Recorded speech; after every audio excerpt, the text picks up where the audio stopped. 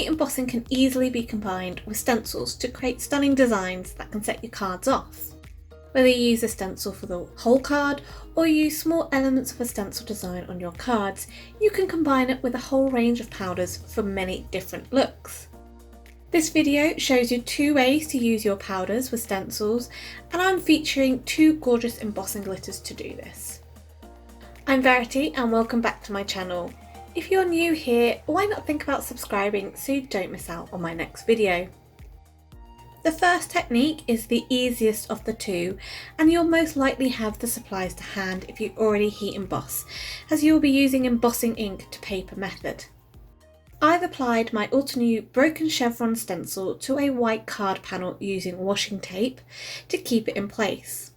Next, using my clear, slow drying Wow embossing pad, I'm pressing the pad down onto the card over the stencil. As this is a delicate stencil and I've only adhered down the edges with washi tape, it is better to use the pouncing method with your pad over the stencil.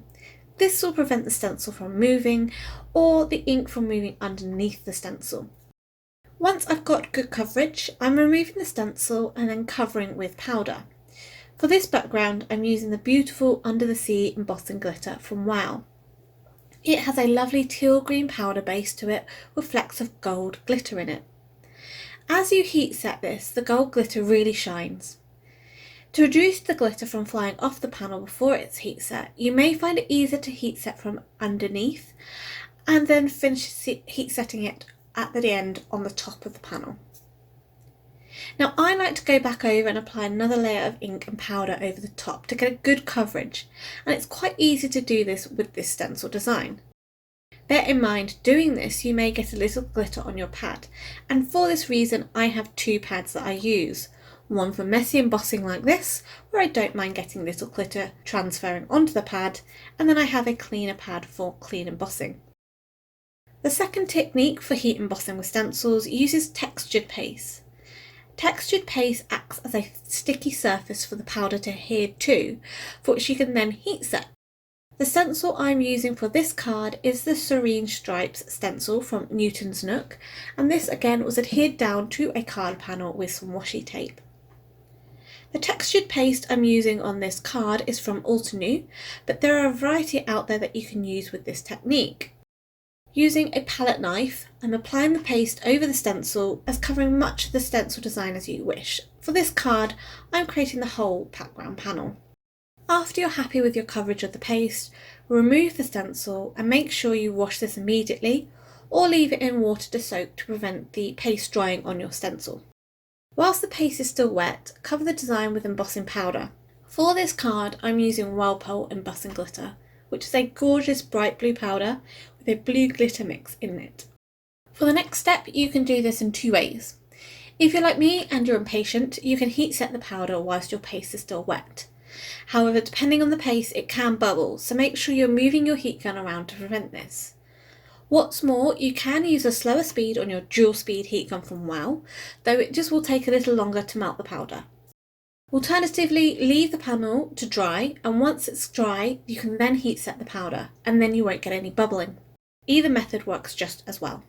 Using the textured paste with embossing glitter traps the glitter well, and you'll find that the glitter won't shed when you run your finger over it, so it's a great way to combine embossing glitter and stencils. I wanted to show you that you can use elements of a stencil design, and they don't just have to be a full background panel. Using a square die, I die cut a square window out of the Under the Sea panel, and then I used these 2 elements to create 2 cards. For the cards, I've heat embossed a couple of the flowers from the Altenew Smiles and Hugs stamp set and the Rosy Posy stamp set, as well as a few of the leaves in the accompanying stamp sets. These were then heat embossed with metallic platinum embossing powder, and this paired beautifully with the embossing glitter. I coloured these off screen with my Zig Clean Colour Real Brush markers and fussy cut out the images or used coordinating dies where I had them. All of the stencil designs were adhered onto white card bases with the floral elements foam mounted onto the panels. For the textured paste panel, I fiddled with the layout of the elements for quite some time and then decided that I needed more leaf elements that I wanted to fan around the sentiment. The sentiments are from the Altenew Sentiment Strip stamp set, and these were heat embossed in opaque bright white and Wow embossing powder onto strips of black card, as I love the contrast of colour with the rest of the card elements. After all the elements were adhered down with Gina K Connect glue, I added a selection of Soapy Bubbles confetti mix from Trinity Stamps to embellish the cards. Stenciled heat embossing is a very easy technique to do, and when you combine it with embossing glitter like I have here, you can get stunning results in no time. The shine and glistening from the glitters is beautiful, and it really allows the focal elements of the card to pop.